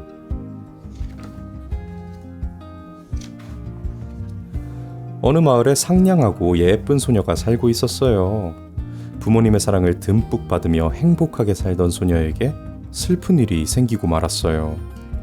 어머니가 그만 병에 걸려 돌아가시고 말았죠. 얼마 후 아버지는 새어머니를 모시고 왔어요. 새어머니와 함께 온 2명의 언니는 어머니가 돌아가셔서 슬퍼하던 소녀에게 큰 위로가 되었어요. 너처럼 예쁜 동생이 생겨서 너무 기뻐. 새어머니와 2 언니는 상냥하게 말했어요. 하지만 아버지가 안 계시면 소녀를 못 살게 굴었죠. 빨리 청소해. 왜 굴뚝 청소는 안 하는 거니? 우리 빨래는 해놨니? 새어머니와 게으른 언니들은 지저분하고 힘든 일은 모두 소녀에게 시켰답니다. 집안일을 혼자서 하느라 소녀는 씻을 틈도 없었어요. 아우 더러워. 가까이 오지 마. 신데렐라라고 불러야겠는걸? 2 언니는 소녀를 놀리며 말했어요. 신데렐라는 재투성이라는 뜻이에요. 그래도 소녀는 밝은 마음과 용기를 잃지 않았어요. 어느 날 왕자님이 무도회를 연다는 소식이 전해졌어요. 왕자님이 신부감을 찾는 무도회여서 나라하니 떠들썩했죠. 새어머니와 언니들도 무도회에 갈 준비로 바빴어요. 신데렐라, 이 드레스 예쁘지 않니? 이 목걸이는 어때? 왕자님이 좋아하시겠지? 언니들은 멋진 드레스를 입어보고 화려한 보석으로 꾸며도 보았어요. 아, 언니들 정말 예뻐요. 신데렐라는 진심으로 말했어요. 기다리던 무도회 날이 되었어요. 신데렐라, 내 구두는 닦아놨니? 신데렐라, 빨리 옷을 가져와. 신데렐라는 새어머니와 언니들을 열심히 도왔어요. 어머니, 저도 같이 가도 되나요? 신데렐라는 집을 나서는 새어머니에게 말했어요. 뭐라고? 더러운 재투성이 주제에 어딜 간다는 거야? 너랑 같이 가면 우리까지 창피를 당할 거야. 신데렐라는 세 사람이 타고 가는 마차를 한참 동안 바라보았어요. 혼자 남겨진 신데렐라는 서글퍼서 그만 울음을 터뜨리고 말았어요. 그때였어요. 신데렐라야, 울음을 그치거라. 깜짝 놀라 고개를 들어보니 할머니 한 분이 온화한 얼굴로 신데렐라를 바라보고 계셨어요. 무도회에 갈 수 있도록 해주마. 너의 마음이 착해서 도와주는 거란다. 할머니의 말에 신데렐라는 너무나 기뻤어요. 큰 호박과 새끼 도마뱀을 가져오너라. 신데렐라는 얼른 밭으로 가서 호박과 도마뱀을 구해왔어요. 할머니는 생쥐 6마리와 커다란 쥐 1마리를 잡아왔어요. 자, 그럼 시작해 볼까? 할머니가 이상한 주문을 외우며 지팡이를 호박에 갖다 대자 펑 하는 소리와 함께 호박이 커다란 마차로 바뀌었어요. 정말 신기해요. 할머니는 계속해서 도마뱀은 하인으로, 생쥐들은 말로, 커다란 쥐는 마부로 만들었어요. 그 놀라운 모습에 신데렐라는 손뼉을 치며 좋아했죠. 신데렐라야, 이제 내 차례구나. 할머니는 지팡이를 신데렐라의 옷에 살짝 댔어요. 그러자 제투성이 옷이 아름다운 드레스로 바뀌었어요. 이건 너를 위해 특별히 준비한 유리구두란다. 할머니는 반짝이는 유리구두를 신데렐라에게 건네주었어요. 유리구두는 신데렐라의 작은 발에 꼭 맞았죠. 신데렐라, 한 가지 기억할 것이 있단다. 12시가 되면 마법이 풀리니 그 전에 반드시 돌아와야 한다. 알겠니? 할머니의 말에 신데렐라는 고개를 끄덕였어요. 신데렐라가 무도회장에 들어서자 춤을 추던 사람들이 수군거리기 시작했죠. 정말 아름답네요. 어디에서 온 아가씨일까요? 사람들은 신데렐라에게서 눈을 떼지 못했어요. 새어머니와 언니들도 정신없이 바라보았지만 신데렐라인 줄 전혀 눈치채지 못했어요. 그때 왕자님이 신데렐라에게 다가와 말했어요. 아가씨, 저와 함께 춤을 추시겠습니까? 음악이 시작되자 신데렐라와 왕자님은 춤을 추기 시작했어요. 왕자님과 춤을 추다가 시계를 보니 11시 45분을 가리키고 있었어요. 신데렐라는 왕자님에게 공손히 작별 인사를 하고 서둘러 무도회장을 빠져나왔어요. 아가씨! 아가씨! 잠시만 기다리세요! 왕자님이 부르는 소리를 들었지만 멈출 수가 없었어요. 신데렐라가 성을 빠져나오자마자 모든 마법이 사라져버렸어요. 마차는 호박이 되었고 하인은 도마뱀으로, 말들도 생쥐 모습으로 돌아온 뒤 모두 제 갈 길로 가버렸어요. 신데렐라는 집으로 돌아와 할머니에게 고맙다고 인사했어요. 할머니, 내일 하루만 더 무도회에 갈 수 있도록 해주세요. 그래, 알았다. 조금 후에 새어머니와 언니들도 집에 돌아왔어요. 신데렐라는 언니들에게서 아름다운 아가씨에 대해 이야기를 들었어요. 신데렐라는 미소를 지으며 방으로 들어갔어요. 다음 날 새어머니와 언니들은 또 무도회에 갔어요. 잠시 뒤 신데렐라도 무도회에 갔죠. 아가씨, 저와 춤을 추시겠어요? 왕자님은 오늘도 신데렐라와 멋진 춤을 추었어요. 신데렐라는 행복해서 시간이 가는 줄도 몰랐어요. 그때 땡, 땡, 땡, 땡 12시를 알리는 시계 소리가 들렸어요. 춤을 추고 있던 신데렐라는 깜짝 놀랐어요. 어머, 벌써 시간이 이렇게 됐네? 신데렐라는 왕자님과 인사를 나눌 사이도 없이 무도회장을 빠져나가기 위해 뛰기 시작했어요. 왕자님이 쫓아갔지만 신데렐라는 보이지 않고 유리구두 한 짝이 떨어져 있었어요. 신데렐라가 떨어뜨리고 간 유리구두 한 짝을 집어든 왕자님은 좋은 생각이 떠오른 듯 환하게 웃었어요. 이 구두가 맞는 아가씨를 신부로 맞이하겠어. 며칠 뒤 왕자님은 그 유리구두가 발에 딱 맞는 아가씨와 결혼을 하겠다고 백성들에게 널리 알렸어요. 왕자님의 신부가 되고 싶은 수많은 아가씨들이 유리구두를 신어보았지만 맞는 사람이 하나도 없었어요. 드디어 신하들이 신데렐라의 집으로 찾아왔어요. 언니는 발이 크잖아. 내가 신어볼게. 무슨 말이니? 언니, 내가 먼저 신어봐야지. 언니들은 유리구두를 먼저 신겠다고 다퉜어요. 하지만 두 사람 모두 유리구두에 발이 들어가지 않았죠. 아이, 뭐 이런 구두가 다 있어. 글쎄 말이야. 나처럼 발이 작은 사람도 안 맞으면 누가 신을 수 있다는 거야? 언니들은 애꿎은 유리구두에게 짜증을 냈어요. 저 아가씨는 누군데 구두를 신어보지 않죠? 신하는 한쪽 구석에서 일하고 있는 신데렐라를 가리켰어요. 저 아이는 하녀예요. 신겨보실 필요도 없어요. 새어머니와 언니들이 동시에 소리쳤어요. 왕자님께서 한 사람도 빠짐없이 구두를 신어보라고 하셨소. 신하의 말에 신데렐라가 유리구두에 발을 넣자 미끄러지듯 쏙 들어갔죠. 구두가 들어갔어. 왕자님의 신부감을 드디어 찾았어. 그때 옆에 있던 아버지가 말했어요. 그 아이는 하녀가 아니라 제 딸입니다. 그제야 신데렐라는 주머니에서 나머지 유리구두 한 짝을 꺼냈어요. 새어머니와 언니들은 믿을 수가 없었죠. 세상에, 무도회에 온 그 아가씨가 신데렐라였다니. 저렇게 지저분한 아이가 왕자님의 신부가 된다는 거야? 세 사람은 약이 올랐지만 소리내서 말할 수 없었어요. 신데렐라는 왕자님의 신부가 될 사람이었으니까요. 왕자님께서 기다리고 계십니다. 왕자님을 다시 만난 신데렐라는 너무나 행복했죠. 신데렐라, 나와 결혼해 주시오. 며칠 후 모든 사람들이 축하하는 가운데 신데렐라와 왕자님의 성대한 결혼식이 열렸어요. 물론 그곳에는 새어머니와 언니들도 있었답니다.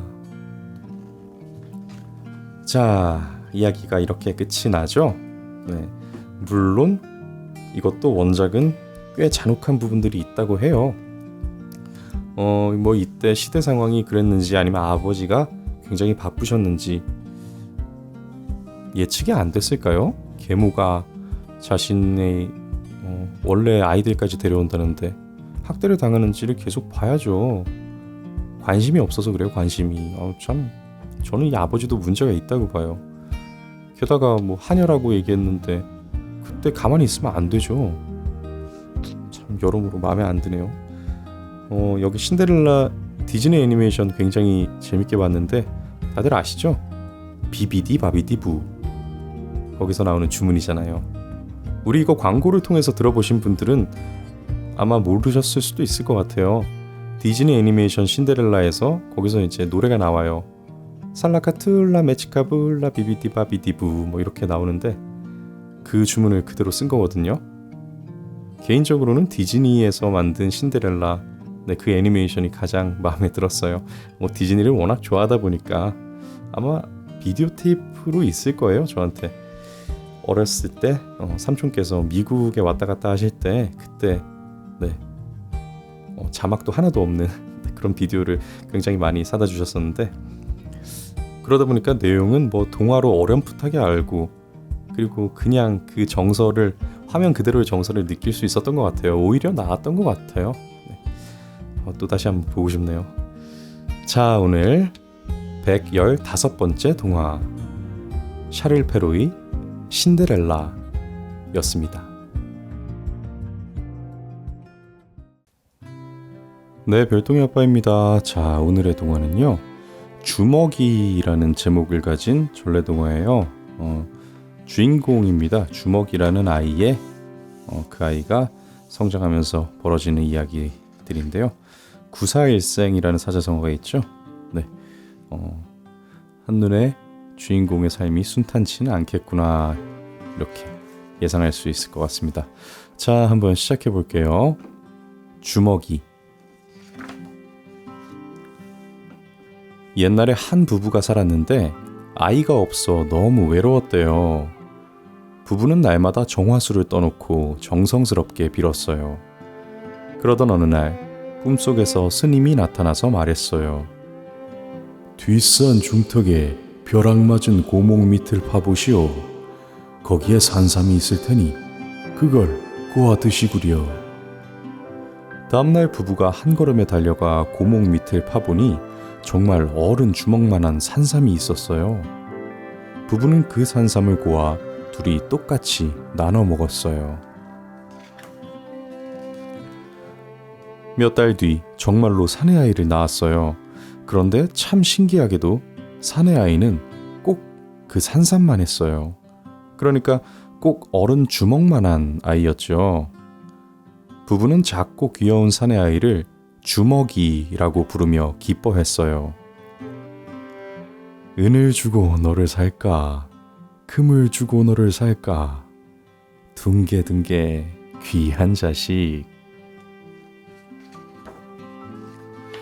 그런데 주먹이는 태어난 지 7해가 지나도 자라질 않는 거예요. 헝겊 한 쪼가리면 사철 옷을 해입고, 아버지 담배 쌈지면 넉넉한 이부자리, 손가락 골무 하나도 멋스런 모자가 되었죠. 부부는 그런 주먹이를 불면 날아갈세라, 쥐면 꺼질세라 고이고이 길렀답니다. 하루는 아버지가 낚시를 가는데 주먹이가 졸졸졸 따라 나섰어요. 아버지, 저도 데려가 주세요. 집에만 있으니까 너무 답답해요. 아유, 아설아, 너처럼 조그만 아이에게 이 바깥 세상은 너무 위험해. 그래도 주먹이가 고집을 피우자 할 수 없이 아버지는 주먹이를 주머니에 쏙 넣어서 강으로 갔죠. 해는 쨍쨍하고 바람이 솔솔 부니 낚싯대 들이온 아버지는 졸음이 스르르 몰려왔어요. 주먹이는 살그머니 주머니 밖으로 나왔어요. 자, 주먹이가 본 세상입니다. 마치 그 애니메이션 벅스라이프에서 보는 그 작은 생태계를 되게 크게 보여주죠. 네, 그런 미시세계들이 이렇게 펼쳐져 있네요. 실제로 몸이 작아져서 이렇게 보면은 얼마나 신기할까, 동시에 얼마나 무서울까 그런 생각을 하게 됩니다. 주먹이는 처음 보는 넓은 세상에 눈이 휘둥그레져서는 이리 두리번 저리 두리번 거리며 들판을 깡충깡충 뛰어다녔어요. 주먹만한 주먹이에게 수풀은 나무숲 같고 달팽이는 바위 같고 웅덩이는 호수 같았죠.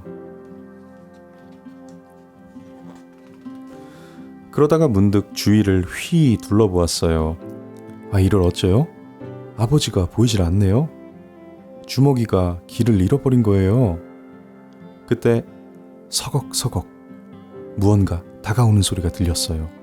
미처 피할 새도 없이 축축하고 오돌토돌한 게 쓱 주먹이를 들어 올렸어요. 풀을 뜯던 황소가 주먹이를 한 입에 삼켜버렸어요.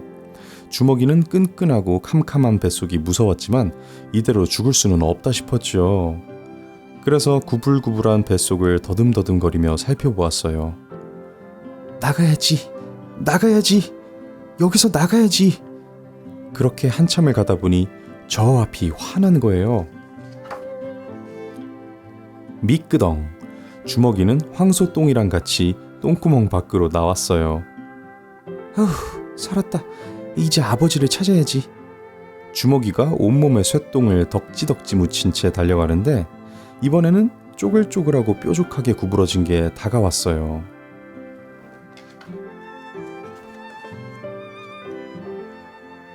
먹이를 찾던 솔개가 주먹이를 낚아채 하늘 높이 날아올랐죠. 어찌나 높이 높이 올라가는지 저 아래 세상이 콩알처럼 작아 보였어요. 도망쳐야지, 도망쳐야지, 여기서 도망쳐야지. 주먹이는 젖먹던 힘을 다해 바둥바둥 버둥버둥 발버둥을 쳤어요. 때마침 독수리가 솔개의 먹이를 빼앗으려고 덤볐어요. 솔개는 푸드덕거리며 독수리와 싸우다가 그만 주먹이를 놓쳤네요. 주먹이는 아래로 아래로 한참을 떨어졌어요. 그런데 둥그렇고 까만 동굴이 입을 쩍 벌리고 있는 거예요. 쑥쑥. 주먹이는 붕어 주둥이 속으로 미끄러졌어요. 그런데 어떡해요? 주먹만한 주먹이는 이제 손가락 하나 까딱할 힘도 없지 뭐예요. 주먹이는 물컹한 뱃속에서 몸을 웅크렸죠. 졸려, 졸려. 여기서 잘 거야. 갑자기 온몸이 들썩들썩 요동치는 바람에 주먹이는 깜짝 놀라 잠에서 깼어요. 깜깜한 어둠 속에서 이리 쿵 저리 쿵. 주먹이는 겁에 질려 외쳤어요. 아버지! 아버지! 자, 물고기가 낚싯줄에 걸린 거죠. 그래서 몸부림을 치느라고 이렇게 이리쿵 저리쿵 하는 건데, 자, 누가 낚았을까요? 아니, 이거 우리 주먹이 목소리 아니야? 아버지는 주머니 속을 들여다보았어요. 아니나 다를까 거기에 주먹이가 없는 거예요. 아이고, 주먹아! 아버지가 허둥지둥 붕어배를 가르자 주먹만한 주먹이가 폴짝 뛰어나왔어요. 아버지! 주먹이는 너무 좋아서 아버지의 볼을 싹싹 비벼댔지요. 그 뒤 별이 총총 뜬 밤마다 주먹이는 아버지와 어머니에게 세상 구경 얘기를 들려줬어요. 세상에 주먹이 말고 누가 황소랑 붕어 뱃속을 봤겠어요? 그러면 아버지 어머니는 주먹이 궁둥이를 톡톡 두드리며 말했다죠. 오냐, 우리 주먹이 다 컸구나. 그래도 우릴 두고 너무 멀리 가지는 말거라. 자, 이야기가 이렇게 끝이 났습니다. 사파를 보니 주먹이는 왠지 딸아이 같죠? 굉장히 작고 귀여운, 그래서 사이즈도 그렇고 엄지공주를 연상하게 하는 그런 전래동화네요. 네. 처음에는 미숙아 정도로 생각했는데 말도 안 되게 작은 크기로, 그렇다 하더라도 그거 삼킨 붕어는 어마어마하게 큰 붕어겠죠? 주먹만한 사이즈를 입으로 삼키려면 아버지 월척하셨는데요. 근데 비록 체구는 작지만 그 안에서 살아가려는 그 의지가 강인한 그런 모습을 보여주는 것 같습니다. 그렇죠? 우리 아이들을 지금 육아를 하시는 분들은 다들 느끼시잖아요. 그 진짜 눈도 제대로 뜨지 못하는 그런 신생아 때부터 젖병이나 아니면 또는 젖을 빠느라고 안간힘을 쓰다가 정말 온몸에 땀을 뻘뻘 흘리기도 하고, 처음 뒤집으려고 또 기려고 일어나려고 얼마나 진짜 안간힘을 써요. 그 미숙한 존재가 이 세상을 살아가려고, 사람이 되려고 그렇게 최선을 다하는 모습을 보면 참 어른으로서 아이를 키우면서 오히려 배운다, 아이를 키우면서 내가 큰다라는 말이 뭔지 실감을 하게 되는 것 같습니다. 자, 오늘 116번째 동화, 전래동화 주먹이였습니다.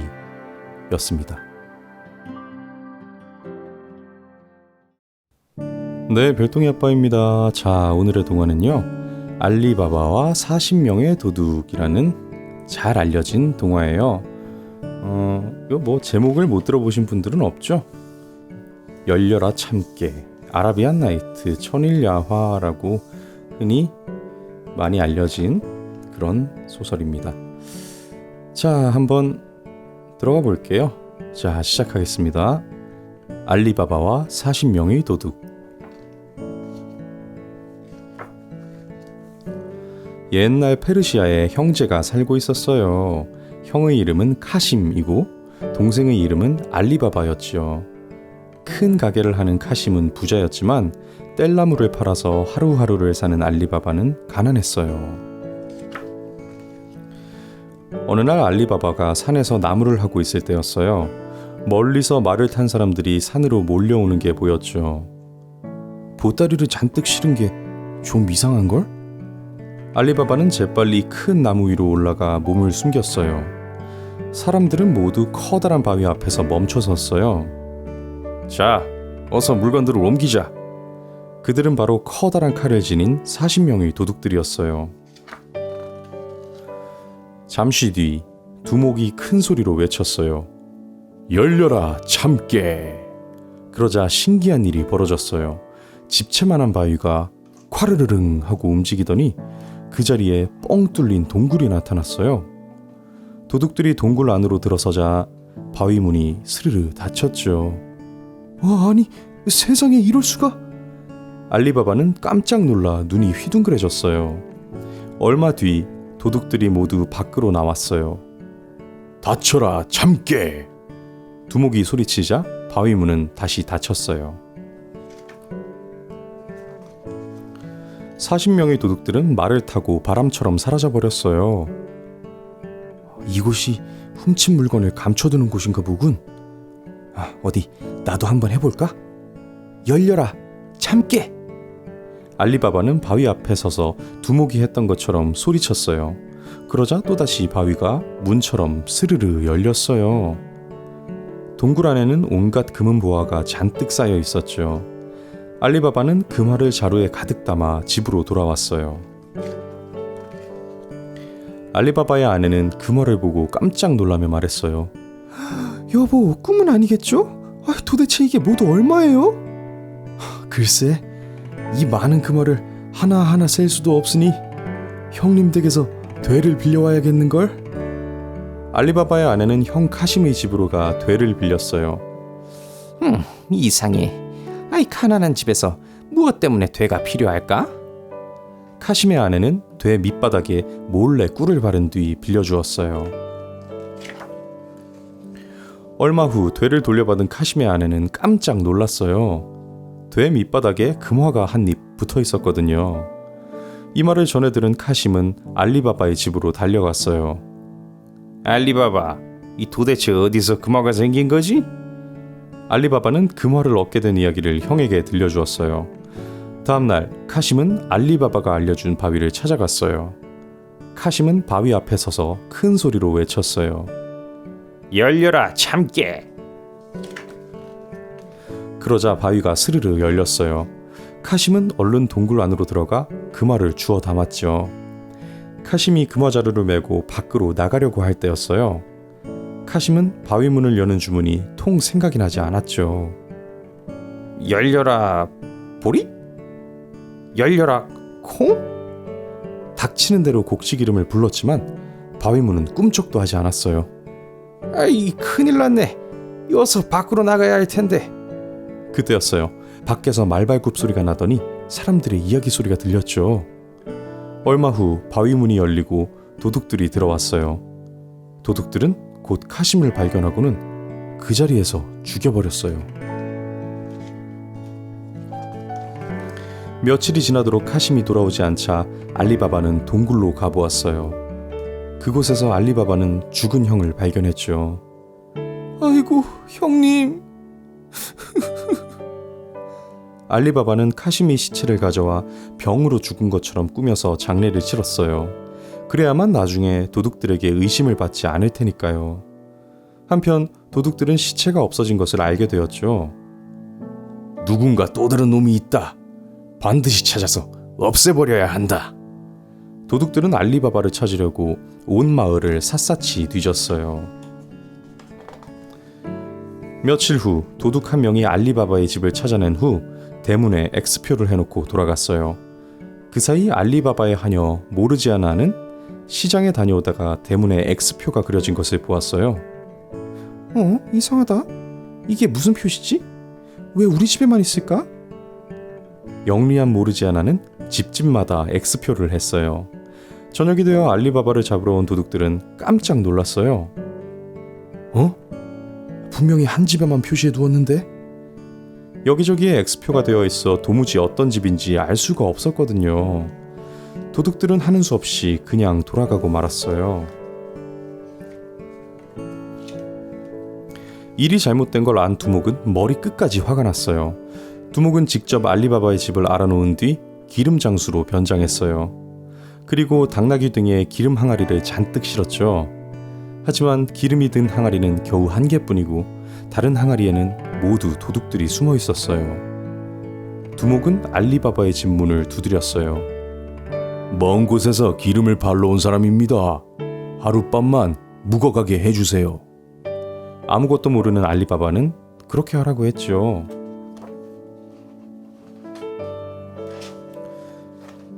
밤이 되자 모르지아나가 램프에 넣을 기름을 가지러 마당으로 나갔을 때였어요. 두목님, 이제 나가도 되나요? 기름 항아리 앞에서 사람 소리가 들렸어요. 모든 걸 눈치챈 모르지아나는 두목의 목소리를 흉내내며 말했어요. 아직은 안 돼. 좀 더 기다리거라. 모르지아나는 부엌으로 들어가 펄펄 끓는 기름을 가져왔어요. 그러고는 도둑들이 숨어있는 항아리에 부었죠. 도둑들은 아무 소리도 못 내고 죽고 말았어요. 밤이 깊어지자 사람들 몰래 밖으로 나온 두목은 이번 일도 잘못되었다는 걸 알게 되었죠. 그래서 조심조심 알리바바의 집을 빠져나갔어요. 며칠 후 두목은 옷감 장수로 변장해 알리바바의 집을 찾아왔어요. 아무것도 눈치채지 못한 알리바바는 부인과 함께 두목을 대접했죠. 하지만 모르지아나는 그가 도둑의 두목인 것을 알고 있었어요. 이번엔 옷감 장수로 변장을 하고 왔네. 주인님이 위험해. 모르지아나는 예쁜 옷으로 갈아입고 두목에게 다가와 말했어요. 제가 손님을 위해서 칼춤을 추겠습니다. 두목은 넋을 잃은 채 모르지아나의 칼춤을 구경했어요. 그때 갑자기 모르지아나가 칼로 두목을 겨누며 말했어요. 주인님, 이 사람은 옷감 장수가 아니라 도둑의 두목이에요. 뭐? 그게 정말이냐? 깜짝 놀란 알리바바는 두목의 옷 속에서 2개의 칼을 찾아냈어요. 모르지아나, 정말 고맙구나. 네가 우리들의 목숨을 구해주었어. 알리바바는 지혜로운 모르지아나가 너무나 고마웠어요. 그로부터 며칠 뒤 도둑의 두목은 죽고 모르지아나는 카심의 아들과 결혼을 했어요. 알리바바는 사람들과 함께 보물이 숨겨진 산으로 갔어요. 그리고 바위문 앞에 서서 외쳤죠. 열려라, 참깨! 알리바바는 보물들을 꺼내서 사람들에게 골고루 나눠 주었어요. 큰 부자가 된 알리바바는 오래오래 행복하게 살았답니다. 자, 이야기가 이렇게 끝이 납니다. 자, 이 알리바바 40인의 도둑 앞에 여기 보면 아라비안 나이트라고 하죠. 여기 잠깐 간략하게 한번 읽어드릴게요. 아라비안 나이트. 옛날 아라비아의 한 왕은 결혼한 다음 날이면 어김없이 신부를 해쳤다고 해요. 현명하고 아름다운 세헤라자드는 왕의 잔인한 행동을 고치려고 스스로 신부가 되었어요. 그리고 밤마다 왕에게 흥미진진한 이야기를 들려주었어요. 왕은 이야기를 듣는 재미에 빠져 1000하루 동안 세헤라자드를 살려두었다가 결국 결혼을 하였다고 해요.